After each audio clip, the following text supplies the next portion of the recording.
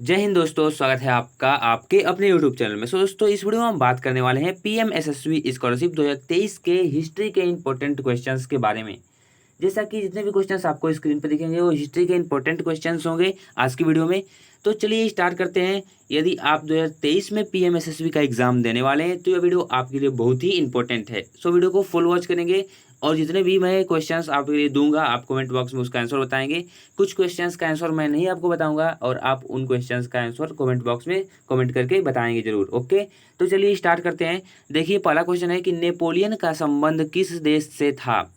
जो नेपोलियन है उसका संबंध फ्रांस से था कि जर्मनी से था कि इटली से कि या फिर अमेरिका से।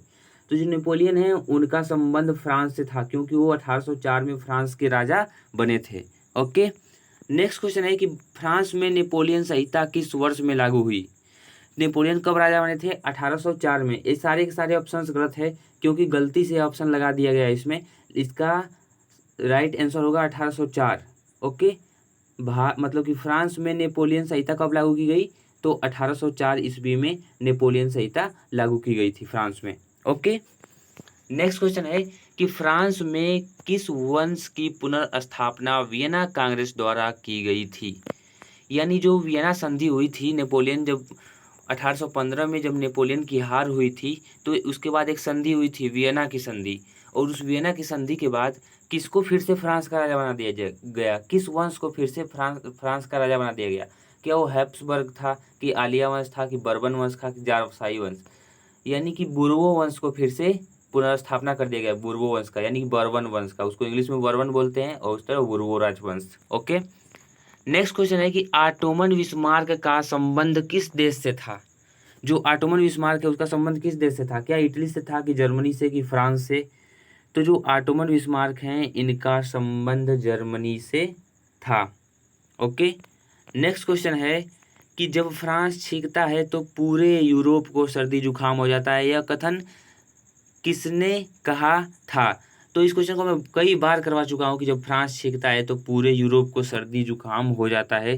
तो आपसे गुजारिश है कि आप कमेंट बॉक्स में इसका आंसर भर दें, तभी मैं जानूंगा कि आप पीएमएसएसबी एग्जाम की अच्छे से तैयारी कर रहे हैं। जब फ्रांस छींकता है तो पूरे यूरोप को सर्दी जुकाम हो जाता है, किसने कहा था? कमेंट बॉक्स में जाके कमेंट करें। जितने भी बच्चे हैं सभी लोग बच्चे जाके कमेंट करें कमेंट बॉक्स में। ओके, तो चलिए देखते हैं। नेक्स्ट क्वेश्चन है कि इटली और जर्मनी के एकीकरण के विरुद्ध कौन सा देश था। वो कौन सा देश था जो नहीं चाहता था कि इटली का एकीकरण हो और जर्मनी का एकीकरण हो? क्या वो ऑस्ट्रिया था कि प्रसा था कि इंग्लैंड था या फिर अमेरिका था? तो इटली और जर्मनी के एकीकरण के विरुद्ध ऑस्ट्रिया थी। ओके, नेक्स्ट क्वेश्चन आपके सामने कि भारतीय राष्ट्रीय कांग्रेस की स्थापना कब हुई। अगर क्वेश्चन में ये पूछ दे कि किसके द्वारा हुई तो इन दोनों का आंसर जानेंगे। क्या भारतीय राष्ट्रीय कांग्रेस की स्थापना 1885 में हुई कि 1995 में कि 1855 में कि 1904 में? तो भारतीय राष्ट्रीय कांग्रेस की स्थापना 1885 में हुई थी। कब हुई थी? 1885 में। किसके द्वारा? एयो ह्यूम के द्वारा। एयो ह्यूम के द्वारा। कौन था ये? स्कॉटलैंड का एक मतलब कि अंग्रेज था। स्कॉटलैंड का एक अंग्रेज था जिसके द्वारा भारतीय राष्ट्रीय कांग्रेस की स्थापना हुई थी। नेक्स्ट क्वेश्चन है कि हिंद स्वराज पुस्तक के लेखक हैं। क्या सरदार पटेल जी ने हिंद स्वराज पुस्तक लिखा कि बाल गंगाधर तिलक ने कि महात्मा गांधी ने कि सुभाष चंद्र बोस ने? तो महात्मा गांधी ने हिंद स्वराज पुस्तक को लिखा। नेक्स्ट क्वेश्चन है कि पेरियार स्वामी कौन थे? क्या वैज्ञानिक थे वो कि एक शिक्षाविद थे? जो पेरियार स्वामी जी थे वो क्या थे? समाज सुधारक थे। क्या थे? पेरियार स्वामी जी एक समाज सुधारक थे। नेक्स्ट क्वेश्चन है कि प्रथम विश्व युद्ध कब से कब तक लड़ा गया। जो प्रथम विश्व युद्ध है वो कब से कब तक लड़ा गया? क्या 1914 से 1918, 1915 से 1917, 1917 से 1920 या फिर इनमें से कोई नहीं? तो जो 1914 से 1918 तक प्रथम विश्व युद्ध लड़ा गया था। ओके, नेक्स्ट क्वेश्चन है कि निम्नलिखित में से कौन सा जैविक संसाधनों का एक उदाहरण है। क्या चट्टानी या फिर पशु या फिर सोना या फिर लौह अयस्क? इसमें से कौन सा क्या है कि जैविक संसाधन का एक उदाहरण है? चट्टान निर्जीव होती है, पशु सजीव होता है, सोना भी निर्जीव होती है, लौह अयस्क भी निर्जीव होता है। यानी कि आपका राइट आंसर है पशु, क्योंकि जो पशु है वो क्या है? जैविक संसाधन का एक उदाहरण है। नेक्स्ट क्वेश्चन है कि निम्नलिखित में से कौन सा नवीकरणीय योग्य संसाधन नहीं है? क्या पवन ऊर्जा, या फिर जल ऊर्जा, या फिर जीवाश्म ईंधन, या फिर वन? कौन सा नवीकरणीय योग्य संसाधन नहीं है, किसका नवीकरण नहीं किया जा सकता है? तो जो जीवाश्म ईंधन होता है, जैसे पेट्रोल या डीजल हो गए, उनका नवीकरण नहीं किया जा सकता है। वो एक बार अगर जो आप बाइक में डलवाए, अगर पेट्रोल खत्म हो गया तो वो खत्म ही हो जाएगा, उसको मतलब आप नवीकरण नहीं कर सकते। ओके, अदरवाइज में आप सबको पवन ऊर्जा को भी नवीकरण कर सकते हैं, वन को भी और जल ऊर्जा को भी। ओके, नेक्स्ट क्वेश्चन है कि भारत की सर्वाधिक उपजाऊ मिट्टी है, यानी जो भारत में सर्वाधिक उपजाऊ मिट्टी कौन सी है, यानी जो सबसे अधिक उपजाऊ मिट्टी कौन है? क्या जलोढ़ मिट्टी है, कि लाल मिट्टी है, कि लेटराइट मिट्टी है, कि पटिया मिट्टी है? तो भारत की सर्वाधिक उपजाऊ मिट्टी जलोढ़ मिट्टी है। कौन सी मिट्टी है? जलोढ़ मिट्टी है। ओके, नेक्स्ट क्वेश्चन है कि कपास की खेती के लिए सबसे उचित भूमि कौन सी है?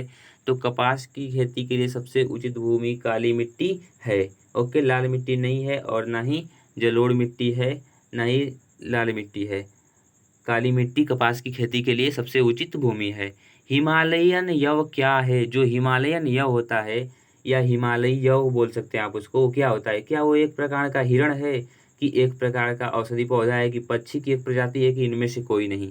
तो जो हिमालयी यव है वो एक प्रकार का औषधीय पौधा है, जो कि कैंसर के इलाज के लिए काम आता है।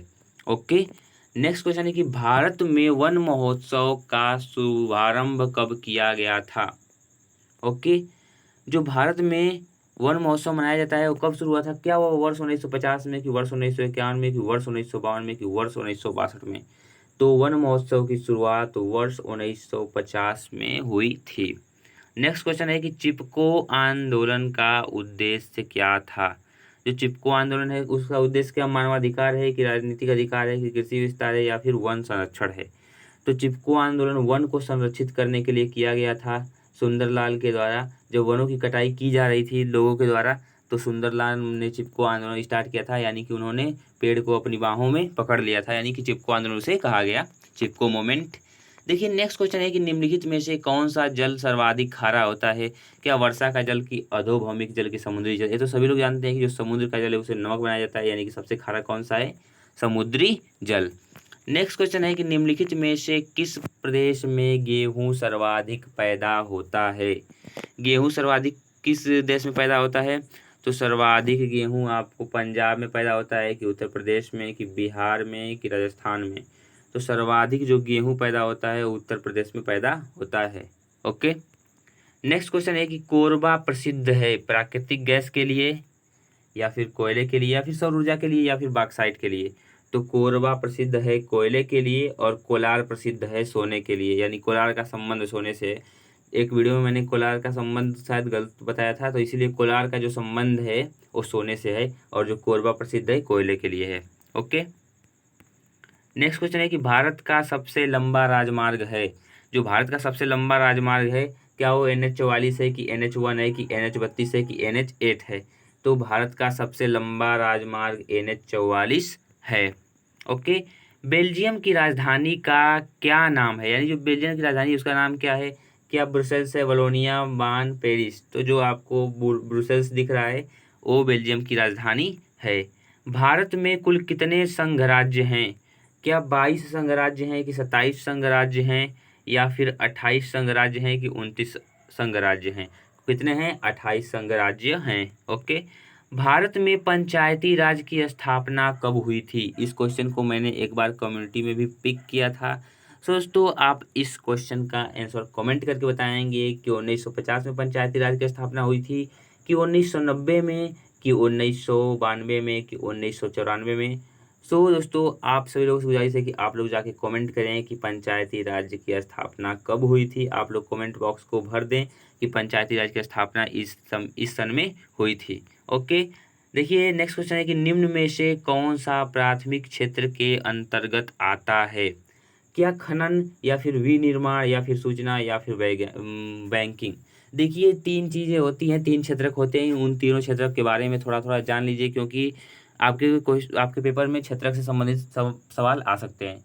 देखिए, प्राथमिक क्षेत्र का मतलब होता है जो जिसमें किसी चीज़ के एकदम उत्पन्न किया जाता है, यानी जैसे कि कोई बोल देगा प्राथमिक क्षेत्र के अंतर्गत क्या आ रहा है, जैसे मान लीजिए कि इसमें क्या है, खनन प्राथमिक क्षेत्र के अंतर्गत आता है, क्योंकि खनन जो है उसकी एकदम शुरुआत हो रही है। जैसे खेती है, किसान उगा रहा है, खुद खेती करके वो प्राथमिक क्षेत्र में आएगी। और जो जो भी निर्माण है वो द्वितीय क्षेत्र में आएगा। यानी बनी हुई चीज़ों से, जो प्राथमिक चीज़ें बन चुकी हैं उनसे जो चीज़ बनता है उसे क्या कहते हैं, द्वितीय क्षेत्र में आता है। जैसे आलू से चिप्स बनाना, यानी आलू पहले उगा चुका है किसान, यानी आलू उगाना क्या है, प्राथमिक क्षेत्र में आता है। लेकिन उसी आलू से चिप्स बनाने देना द्वितीय क्षेत्र में आता है। और सेवा क्षेत्रक यानी तृतीय क्षेत्र किसे कहते हैं, सेवा क्षेत्रक को। जैसे बैंकिंग हो गया, सूचना हो गया, या फिर जो कोई मोची हो गया, कोई साइकिल बना रहा है, ये सब क्या है, कोई दुकान खोल रहा है, ये सब सेवा क्षेत्रक है। ये सब आपके सेवा क्षेत्रक में आते हैं। ओके दोस्तों, ये लास्ट क्वेश्चन था। दोस्तों आई होप आपको वीडियो अच्छी लगी होगी। मैंने सारे क्वेश्चंस को अच्छे से एक्सप्लेन करके आपको आंसर समझाया। वीडियो आपको कैसी लगी आप कमेंट करके बताएंगे, अपने दोस्तों के साथ शेयर कर देंगे। जितने भी बच्चे पीएमएसएसबी का एग्जाम देने वाले हैं उन लोगों के लिए वीडियो बहुत ही इंपॉर्टेंट है। तो क्या करेंगे, वीडियो को फुल वॉच कर ही लिए हैं अब तो। सो दोस्तों thank you, bye bye, take care of yours. मिलते हैं एक नेक्स्ट वीडियो में नेक्स्ट पीडीएफ के साथ।